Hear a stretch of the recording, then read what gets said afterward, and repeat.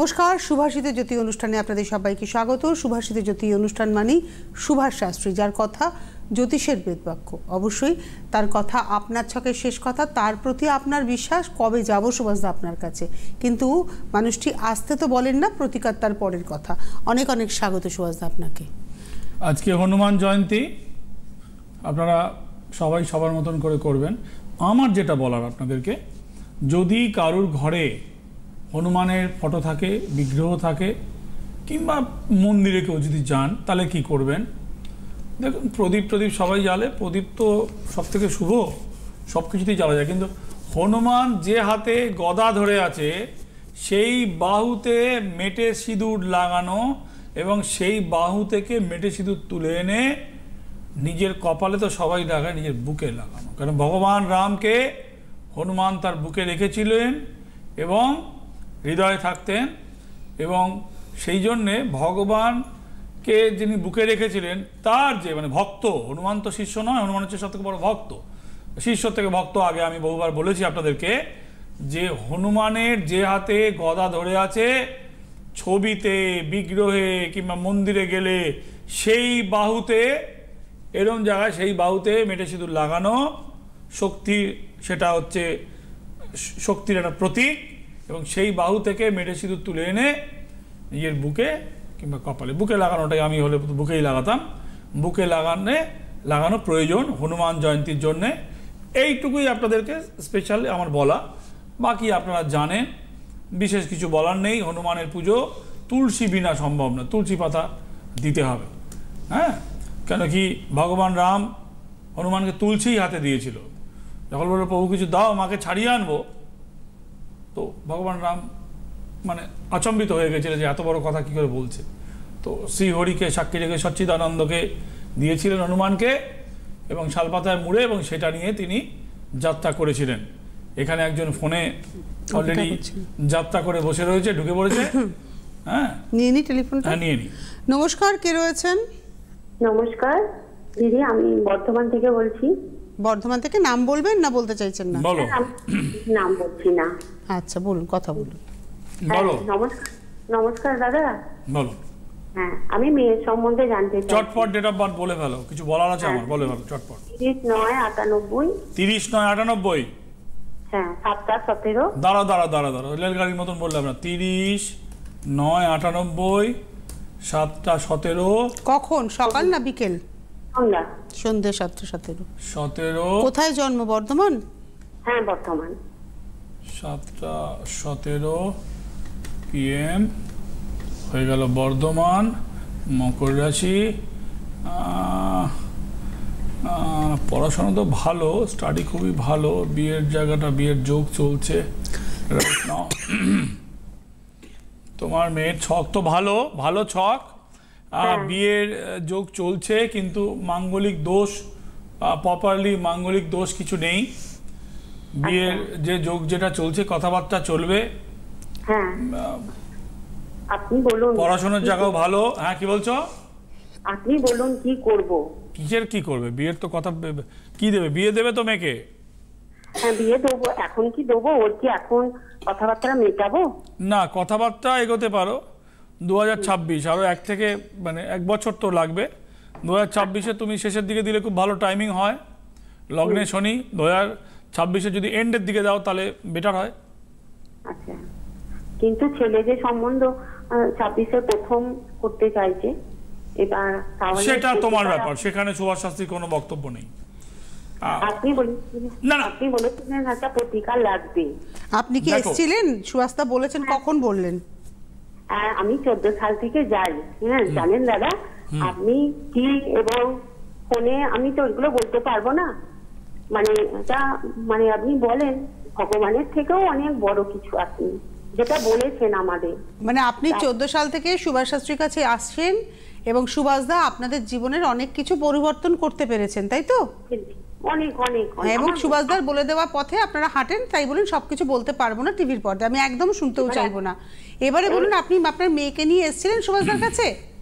হ্যাঁ হ্যাঁ, তখন বলছি অনেক কিছু বলতে পারবো না, শুনবো না আমরা তো। সুভাষ শাস্ত্রী কি বলেছেন? আপনার মেয়ের বিয়ের সম্পর্কে বলেছেন এই বছরের কথা?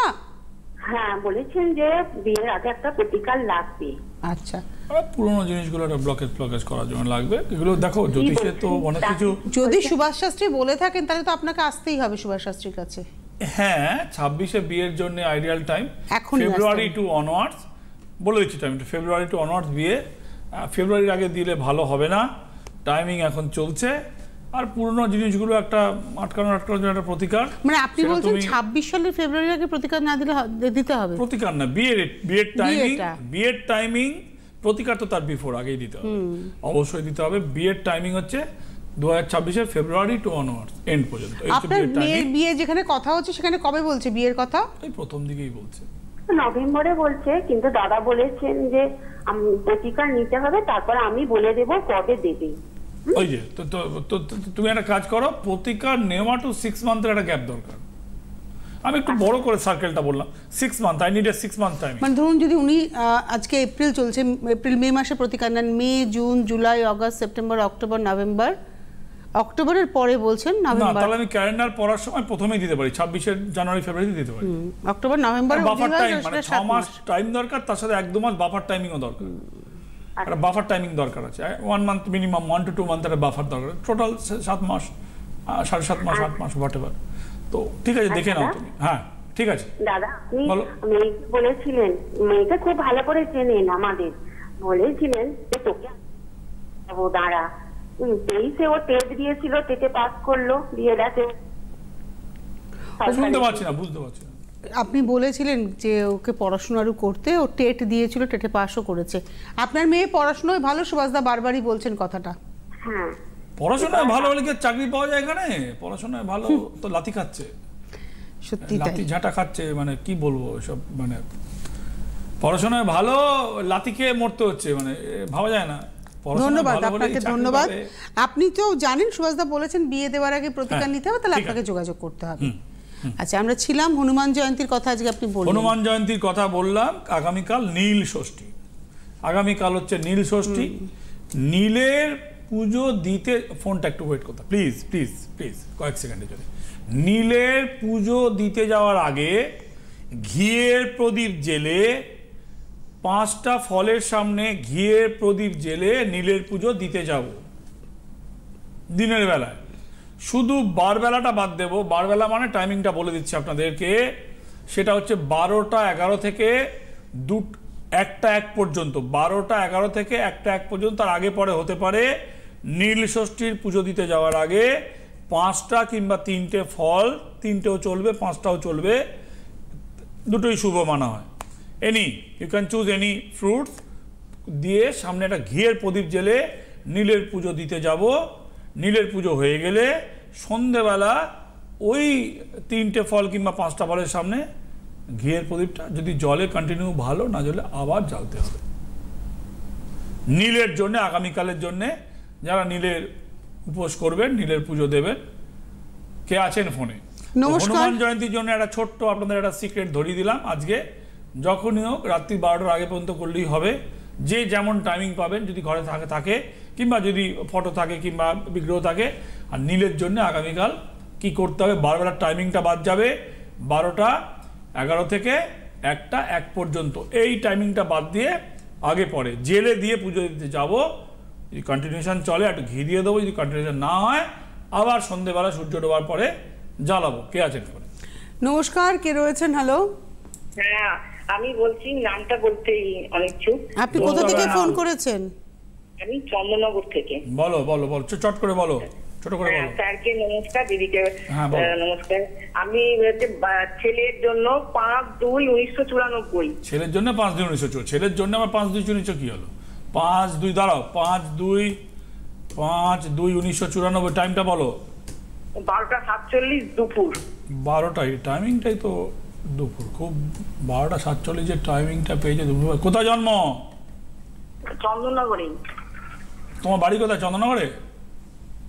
হ্যাঁ। বৃশ্চিক রাশি। তাহলে এখন কি চলছে? বৃশ্চিক রাশির ওপরে শনির এখন একটা ধাই আর একটা প্রভাব একটা চলছে। নক্ষত্র হচ্ছে কি? জ্যৈষ্ঠা নক্ষত্র। আচ্ছা, এর কি দেখা, তিনখানা গ্রহ একসাথে, আগামী সপ্তাহে বলেছিলাম 3টে গ্রহ এক থাকলে কি হয়। এখানে রবি শুক্র মঙ্গল বসে রয়েছে মকরের ওপরে, তার মানে কাজের জায়গায় মানসিক চাপ তৈরি হবে, প্রচণ্ডভাবে মানসিকভাবে টর্চার করবে, চাকরি থাকবে মানসিক চাপ সৃষ্টি করবে, এবং তুমি বিয়ে দেওয়ার চেষ্টা করছো। হ্যালো, হ্যাঁ হ্যালো, বলছি বিয়ে দেওয়ার চেষ্টা আপনি বলেছিলেন, আপনার কাছে গিয়েছিলাম দুবার। দাঁড়াও না, এটা শুনে নাও না কি বলি এখন আগে টিভিতে, এটা শুনে নাও তারপরে বলো, নাহলে তুমি বলো আমি শুনি, আর কি করব, দুজনে তো একসাথে কথা বললে হবে না। মানসিক চাপ তৈরি হবে, কাজের জায়গায় উৎপাত তৈরি হবে, বিয়ে নিয়ে বিয়ে দেওয়ার চেষ্টা করছো, সপ্তম স্থানে বিবাহ স্থানে চন্দ্র রাহু বসে আছে। 3টে গ্রহ এক টাকায় থাকলে কর্মক্ষেত্রে বিপত্তি, কর্মক্ষেত্রে শত্রুতা, মানসিক চাপ বৃদ্ধি, মানসিক কি বলছিলে বলো দেখি, আমি তো বকবক করছি, তুমি বলো কি বলছো বলো। স্যার ওই কাজের জায়গাতে একটু বসেরা ডিস্টার্ব করছে। এই দেখো গত সপ্তাহে কি বলেছিলাম, বৃহস্পতি রাহু শনি মঙ্গল কেতু শুক্র, এই 6টা গ্রহ এবছরে এখান থেকে আরম্ভ করে আজকে এপ্রিল মাস, এখান থেকে ডিসেম্বর পর্যন্ত এই 6টা গ্রহ টাইমিং খারাপ। কি কি 6টা গ্রহ আপনারা সবাই শুনে নিন, বৃহস্পতি রাহু শনি মঙ্গল কেতু শুক্র। এর মধ্যে এনি 3টে গ্রহ যদি একটা ঘরে, আপনার যে রাশি হোক না কেন, আপনি যে নক্ষত্র লগ্নের লোকই হোক না কেন, হন না কেন, একই সাথে 3টে গ্রহ যদি একসাথে বসে থাকে তাহলে আপনার জীবনে উৎপাত তৈরি হবে। এই ছকে কি আছে, ছকটা একটু ফেলছি দেখুন, ছকটা টিভির পর্দায় ফেলেছি, এখানে দেখুন রবি শুক্র মঙ্গল বসে রয়েছে, কোথায় বসে রয়েছে, মকরে, মকরে বসে রয়েছে। তাহলে কি হয়েছে, কাজের জায়গায় মানসিক চাপ, এবং বসেরা মানসিক কাজের চাপ বাড়িয়ে দেওয়ায় কাজ, চাকরি যাবে না, আমি কিন্তু বলেছি অলরেডি চাকরি যাবে না, কিন্তু শান্তিতে কাজও করতে পারবে না। তুমি ছেলের বিয়ে দেওয়ার চেষ্টা করছো, কিন্তু তোমার ছেলের বিবাহ স্থানে মাতৃকারক গ্রহ চন্দ্র এবং রাহু বসে রয়েছে অলরেডি। তুমি একটা কিছু মাঝখানে বলতে গিয়ে থেমে গেছো, বলো। হ্যাঁ হ্যাঁ স্যার, আপনি বলেছিলেন যে বিয়ের আগে একটু যোগাযোগ করতে, তখন বিয়ের আগে যোগাযোগ না করলে বউ ওই টলি নিয়ে সোজা হাঁটা দেবে, বলবে মায়ের বেশি খবরদারি, তোমাকে তোমার বিরুদ্ধে আঙুল তুলবে, কারণ বিবাহ স্থানে হ্যাঁ আমি গিয়েছিলাম আপনার কাছে 19 সালে আর 20 সালে, তখনই বলেছিলেন একই কথা এখনো বললেন তো। 19 সালে 20 সালে যে কথা বললেন 2025-এও একই কথা সুভাষ শাস্ত্রী বললেন। 19-এ যেটা বলছে 2025-এ এটা বলছে, আমি তো মুখ চিনে বলছি না, ক্যালকুলেশন একই কথা বলবে, অঙ্ক একই কথা বলবে, একদম। আমি তোর মুখ দেখতে পাচ্ছি না, ও তো আমাকে প্রেসক্রিপশন দেখাচ্ছে না যে এই যে আপনার কি লিখেছিলেন হোয়াটসঅ্যাপ করে পাঠাচ্ছি দেখুন, ওই একই কথা বলবো। ঠিক আছে, কি বলছো, কবে যাবেন স্যার? আপনি মানে ভগবান, আমার মানে খাতা জমে গেছে আপনার প্রত্যেকটা উপাচার করে। স্যার একটু রাহুকালটা বলে দেবেন ছেলে। নিশ্চয়ই বলবো, কি করে করে খাতা ভরে গেছে, ওর উপাচারে সমস্ত লিখে লিখে খাতা ভর্তি। তোমার তো খাতা ভরে গেছে, আমার তো মাথা ভরে গেছে। তোমার খাতা আছে, আমার তো খাতা নেই, কুচো কুচো কাগজ, আমার তো মাথায় ভর্তি হয়েছে সারা মাথা। রাহুকালটা লিখে নাও, রাহুকালটা লিখে নাও, দুপুরবেলা 2:15 থেকে 2:44। ওই অত সময় দিতে পারবো না, তুমি শুনে নাও। হ্যাঁ, না না না, ইউটিউবে শুনে নেবে, বলে দিচ্ছি। দুপুরবেলা 2:15 থেকে 2:44, আর রাতের বেলা হচ্ছে 9:22 থেকে 10:01 পর্যন্ত। রাতের বেলা 9:22 থেকে 10:01 পর্যন্ত। চলো ঠিক আছে, আর খাতা ভরিও না, খাতা অলরেডি ভরিয়ে ফেলেছো তুমি। ধন্যবাদ ফোন করার জন্য। আপনার কাছে যেতে হবে? হ্যাঁ, সেটা তোমার ইচ্ছা, আমি তো কাউকে আসতে বলি না, তোমার ইচ্ছে। না, বিবাহের ক্ষেত্রে প্রতিকারের কথা আপনি হ্যাঁ, সেটা বলেছিলেন, তোমার ইচ্ছে, আমি কি বলবো, আমার কাছে এসো, এটা বলতে পারি আমি। হ্যাঁ, ধন্যবাদ ফোন করার জন্য। চলে যাই আজকে আলোচনাতে। আমি বলছিলাম যে দেখুন 6টা গ্রহ থাকলে কাজের জায়গায় অশান্তি, এই 3টে গ্রহ, 6টা গ্রহের মধ্যে এনি 3 প্ল্যানেটস যে কোনো একটা ঘরে যদি বসে থাকে, দেখুন আপনি বলবেন এটা কি করে বলছেন, আমি হলে বলতো, আমি কি করে বলছেন, আমি বলছি টাইমিংটার উপরে বলছি। কেন কি এই এপ্রিল মাস টু অনওয়ার্ড যে ডিসেম্বরের যে টাইমিং, বৃহস্পতির যে মুভমেন্ট, যে বৃহস্পতি ফার্স্ট প্ল্যানেট, 8 বছরের জন্য মুভমেন্ট হয়েছে, 2031-এর নভেম্বর পর্যন্ত চলবে। আরে সবার চলবে, সবারই চলবে, স্টুডেন্টের একরকম চলবে, বৃদ্ধা মহিলার একরকম চলবে, বিবাহিত মেয়ের একরকম চলবে, সবারই চলবে। কোথাও এফেক্ট আছে, কোথাও এফেক্ট নেই। বেকার লোকের যেমন কোনো চাপ নেই, শুধু টাকার চাপ, আর কোনো চাপ নেই। সেরকম যে কর্ম করছে তার আবার এতই কাজের চাপ, সেই রাহুকালেই তাকে টিফিনটা খেতে হচ্ছে, করার কিছু নেই। রাহুকালে খাওয়া শুরু করবেন না, পেটের রোগ জীবনে ছাড়বে না। এমনি পেটের রোগ ছাড়লে বলে আপনার মানে ইসোভেগাস খারাপ হয় রাহুকালে খেলে, ওই যে মেটের মতন যেটা লাল রঙের রয়েছে আমাদের ওপরে আপার, ওই ইসোভেগাসের ওপরে না খাবার ভেসে থাকে, জ্যোতিষে বলছে, যদি রাহু কালে খাওয়া শুরু করেন। আচ্ছা, আমি চলে আসি যে বাস্তুর যদি আপনার দোষ হয়, ভাই বাস্তু বন্ধা কথা শুনেছেন আগে? শোনেননি? আচ্ছা, একটা টেলিফোন নিয়ে নেবো। পুরনো বাস্তু, যেখানে আগে রাধা গোবিন্দের মূর্তি ছিল, বিগ্রহ ছিল, মদন মোহনের বিগ্রহ ছিল, পরবর্তীকালে পরবর্তী পুরুষ ওই বিগ্রহ বন্ধ করেছে, পুজো করা বন্ধ করে দিয়েছে, ও বাস্তু বন্ধা হয়ে গেছে। বাস্তু বন্ধা, কোনো কাজই হবে না ওখানে থাকলে। ওই দেবতার পুজো না দিলে ফোন আছে, নিয়ে নাও। নমস্কার, কে রয়েছেন? হ্যালো। হ্যাঁ, আমি বলছি শ্বেতার মা। জোরে করে বলো শ্বেতার মা। সম্বন্ধে জানবো। কোথা থেকে ফোন করেছেন? শ্বেতার মা। আমি হাওড়া থেকে বলছি, হাওড়া সাতটাগাছি থেকে। আচ্ছা, সাতটাগাছি। তা লাইনের এপারে না ওপার থেকে বলছো? হ্যাঁ, লাইনের এপারে না ওপারে থাকো? আমি লাইনে এই থানার দিকে থাকি, সাতটাগাছি বুঝেছি, এপারে থাকো, এপারে থাকো। হ্যাঁ বুঝেছি, বলো। Date of birth? হ্যাঁ, ডেট অফ বার্থ হচ্ছে 2 এপ্রিল। ধরো ধরতে হবে শ্বেতার মা। 2 এপ্রিল। হ্যাঁ বলো 1997। কি রে বাবা, 2 এপ্রিল 1997। শুনে নিয়েছি তো। সময় বলুন। সময় সকাল 10টা 5। আর কোথায় জন্মেছে? হাওড়া হসপিটালে। আচ্ছা, তুমি কি আগে আমার কাছে এসেছিলে? না না না, তোমার ছক তো কোনদিন দেখিনি আমি ভাই। মানে তোমার মানে মেয়ের ছক? তোমার মেয়ের ছক না তোমার শ্বেতার মা? না, এটা শ্বেতার ছক, আমার মেয়ের ছক। সেটাই তো বলছি, শ্বেতার মা বলছি তো, তাহলে আবার তোমার কি? হ্যাঁ হ্যাঁ হ্যাঁ হ্যাঁ, খুব সমস্যা তোমার। শ্বেতার বিয়ে টেকা খুব মুশকিল। তোমার শ্বেতার অশান্তিতে জীবন শেষ হয়ে যাবে। শত্রুতা, অশান্তি, মানসিকভাবে হয়রানি। শ্বেতার বিয়ে দিয়েছো? হ্যাঁ হ্যাঁ, খুব অশান্তি। হ্যাঁ কি বলছো? 18 সালে বিয়ে দিয়েছি। 18 সালে বিয়ে দিয়েছো, তোমার মেয়ে অশান্তি পাচ্ছে, তুমি তার জন্য কি করেছো? আমার এতদিন কিচ্ছু বলতে পারিনি, আমাকে সে কখনো কিচ্ছু বলেনি। কি বলবে? মাকে বললে মায়ের টেনশন বাড়বে, মা কমাতে পারবে না। শত্রুতা, হয়রানি, মানসিক যন্ত্রণা। এতদিন কিছু বলেনি, আপনি জানলেন কবে? হ্যাঁ, তুমি তাহলে জানলে কিভাবে বলো? তাই 2023-এর শেষের দিকে। হ্যাঁ, তখন কি বললো মেয়ে? কি বলছে তখন? তখন আমি একদিন মেয়েকে দেখছি এরকম মুখ টুক ভার, আমি গিয়েছি, গিয়ে দেখছি মুখটা কি হয়েছে, তখন বলছে মা এরকম এখন শাশুড়ি আমি যা করিনি সেগুলো বলছে। দিয়ে আমার সাথে আমার হাজবেন্ডের ঝামেলা লাগাচ্ছে। দেখো, শাশুড়ি ভালোও হয়, শাশুড়ি খারাপও হয়। ভাই দেখো, শাশুড়িকে যেমন ছেলের বউকে হ্যান্ডেল করতে হয়, ছেলের বউকেও শাশুড়িকে হ্যান্ডেল করতে হয়। এটা কিন্তু বোথ সাইডের ব্যাপার, হ্যাঁ, কিছু ওয়ান সাইডের ব্যাপার নয়। এটা মানে তোমার মেয়ে, সে তার শাশুড়িকে হ্যান্ডেলও করতে পারছে না, আবার অনেকে হ্যান্ডেল যোগ্যও নয়, মানে তাকে করাও যায় না। এখন এই অশান্তি তো ভোগ করতে হবে, চলছে বহুদিন ধরেই। তুমি ওখানে ঢুকেও কিছু করতে পারবে না, কারণ শত্রুতা তৈরি হয়েছে, এনিমি প্রবলেম, টাইট দেওয়া, মিথ্যা কথা বলা, মানসিক চাপ তৈরি করা, ওর সাথে ওর বড়ের দূরত্ব তৈরি করা। এই যদি কোনো মায়ের ইন্টেনশন হয়, is a very difficult survive করা। তো আসলে বিয়ের পরে ছেলে মেয়েদের ছেড়ে দিতে হয়, তাদের একটা নিজস্ব টাইম হিসেবে সেটা ছেড়ে দিতে হয়, লিমিট।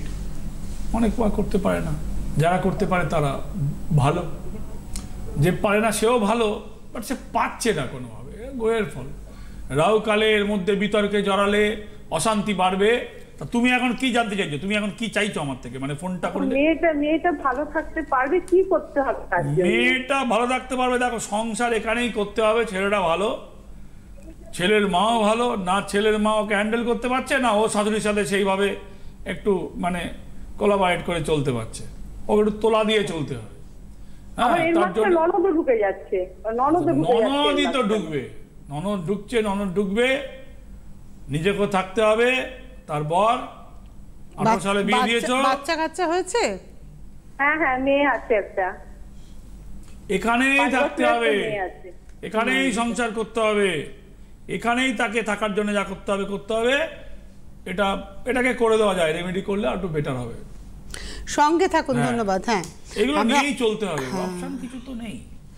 একটা টেলিফোন নিয়ে নি, অনুষ্ঠানের শেষে পৌঁছে গেছি। নমস্কার, কে রয়েছেন? বলবো কখন? আমি সুস্মিতা বলছি, শিউড়ি থেকে বলছি। 11ই আগস্ট আমার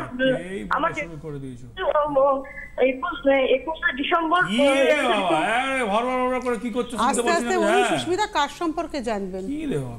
আমি আমার নিজের সম্পর্কে জানবো। এবারে ধীরে ধীরে ডেট অফ বার্থটা বলুন, ধীরে ধীরে বলুন। 21 ডিসেম্বর 1997। আর ধীরে কি বলবে? ওর জীবন, ওর গলার আওয়াজ শুনেই বুঝতে পারছি। সময় বলুন। ডিসেম্বর 1997। 97 মিনিট রাত্রি। আরে 97 সাল। 97 সাল রাত্রি 11টা কত বললো? রাত্রি 9টা 50 মিনিট। 9টা 50। কোথায় জন্ম? শিউড়িতে, শিউড়ি সদর হাসপাতাল। শিউড়ি সদর, বীরভূম। তোমার জীবনটাও তো পুরো সদর দরজা এনে দাঁড় করিয়ে দিয়েছে। তোমার জীবনটা পুরো সদর দরজার সামনে চলে এসেছে, বুঝতে পেরেছো? খুব খারাপ অবস্থা ছকের। হ্যালো, হ্যাঁ, ছকটা একটু ফেলছি। হ্যাঁ, স্যার পুরো কাবু হয়ে গেছে তোমার ছক থেকে। তোমার বিবাহ স্থানে কেতু বসে রয়েছে, আইনি ঝামেলায় জেরবার। বিবাহ টিকবে কিনা তুমি জানো না। 2 হচ্ছে বিবাহিত জীবনে ওই যে তুমি হরবার করে কোনো রকমে বলতে রিলিফ পেতে চাইছো, ইটস এ ভেরি ডিফিকাল্ট। অষ্টমে শনি, সপ্তমে কেতু, তাহলে বিয়ের পরে সংসার হচ্ছে না। বিয়ে তো হয়ে গেছে আমার যতদূর ধারণা। হ্যালো, হ্যাঁ স্যার, একটা মেয়েও আছে। এখন আপনি কোথায় আছেন? বাপের বাড়িতে আছি। হ্যাঁ, বিয়ে হয়ে গেছে, 97 ইন বর্ন। আমি কি বললাম? চকটা ফেলছি, দেখুন আপনারা। 97 ইন বর্ন, বিয়ে হয়ে গেছে। এই দেখুন, সপ্তমে কেতু, অষ্টমে শনি, মহাডিবি। এবার মামলা, এবার স্বামী সংসার চলছে। মামলা চলছে, কেস চলছে স্যার। কেসের কোনো অন্ত নেই। কেস কেস আর কেস। এ কেস কি কেস মানে ভাই আমি বলতে পারবো না। স্যার সমস্ত গয়নাগাটি সব নিয়ে নিয়েছে স্যার, কিছু ফেরত নিয়ে নিয়েছে। চক্রান্ত করে তোমাকে শারীরিক নিপীড়ন, মানসিকভাবে তোমাকে পাগল বলবে ওরা, বুঝতে পেরেছো? হ্যাঁ স্যার, ওটাই তো করতে চাইছে ওরা। বলবে তোমাকে তোমার মানসিক সমস্যা। এটা একটা খুব বড় একটা ক্লু, জানেন তো? হ্যাঁ, মেন্টাল সমস্যা বলবে। ও সন্দেহবাতিক রোগ, মেন্টাল সমস্যা, মানসিক রোগ বলেছে এগুলো তোমাকে? হ্যাঁ স্যার। এই দেখছেন যা বলছি। 97 সালে জন্ম, ছক দেখে বললাম আমার যতটা ধারণা বিয়ে হয়ে গেছে। বিয়ে হয়ে গেছে, বাচ্চা নিয়ে বসেছে বাপের বাড়িতে। আইনে সপ্তমে কেতু, অষ্টমে শনি, তা কেউ থাকলে কেউ আইনি ঝামেলা হবে। মামলা শুরু হয়ে গেছে, সোনা দানা নিয়ে নিয়েছে। মানসিকভাবে বলতে মানসিক, হ্যাঁ স্যার, তাহলে কি এটা থেকে আমি রিলিফ পাবো না? আমার কেস থেকে রিলিফ না পেলে ভাই কিছু হবে না। কেসের দরজা একটা এমন না, ইন্ডিয়াতে সব থেকে বড় সমস্যা কোনো টাইমিং নেই। যে ডিভোর্স কেস 1 বছরে, আমেরিকাতে টাইম আছে, সব প্রথম বিশ্বে সব টাইমিং আছে। এই কেস আগে শেষ করতে হবে। এখানে উকিলের ঘরে একবারে টিকিটটা মেরে দিলে আমার আর ভাষা নেই বলার। এই কেস কবে মিটবে বলতে পারবো। আমাদের হাতেও আজকে আর সময় নেই। বাস্তু বন্ধার জন্য কি করতে হবে আগামীকালের আলোচনাতে বরঞ্চ আমরা রাখি বাস্তু বন্ধার আলোচনা, কারণ আমাদের হাতে আজকে আর সময় নেই। কারণ আপনার অনুষ্ঠান মানে তো অনেকটা বিশদে আলোচনা করা। তো গুরুদেবের নির্দেশ, মায়ের আশীর্বাদে সুভাষদার এই পথে হাঁটা, আপনার ছকে শেষ কথা সুভাষ শাস্ত্রীর কথা হয়ে ওঠা, জ্যোতিষের বেদ বাক্য হচ্ছে সুভাষ শাস্ত্রীর কথা। তো আগামীকাল আমরা বাস্তুর বন্ধন, আমি জানি অনেক মানুষ আমার উপরে রেগে গেছেন আজকে। শুধু বাস্তু বন্ধন দিয়ে হবে না, আগামীকাল রাশিফল আছে। আগামীকাল রাশিফল, বাস্তু বন্ধন নিয়ে আমরা বিশদ আলোচনা করব, কারণ এটা ভীষণ গুরুত্বপূর্ণ। আর সুভাষ শাস্ত্রীর কোনো ফেসবুক অ্যাকাউন্ট নেই। আরেকটা দরকারি কথা যেটা আমি মাঝে মাঝে ভুলে যাই, সেটা হচ্ছে প্রতিকারের রিসাইক্লিং, এটাও আপনারা জানেন চলছে, যোগাযোগ করতে পারেন। ধন্যবাদ জানাবো সুভাষদাকে, ধন্যবাদ আপনাদের, নমস্কার। জ্যোতিষ হলো বেদের অঙ্গ, আর সুভাষ শাস্ত্রীর কথা জ্যোতিষ জগতের বেদ বাক্য।